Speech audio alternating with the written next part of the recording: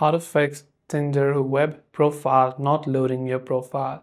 Hey everyone, welcome to our channel. In this video, we're going to be learning how we can fix if your Tinder web profile is not loading your profile. So without any further ado and delay, let's get started with today's video. If your Tinder web profile is not loading your profile, there could be a couple of fixes to do this.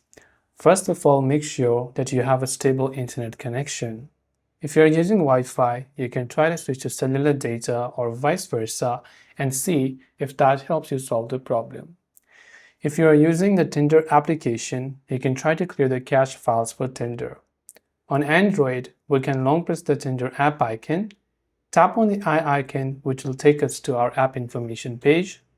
From here, we can scroll down to storage and just clear the cache files. If you're using on browser, clear the cache files for your browser. Go to your Play Store or your App Store respectively and make sure your Tinder app is also updated to the latest version. Hopefully one of these may have helped you solve the problem. If you have got any further questions, do feel free to leave them down. Thanks for watching and see you in the next video.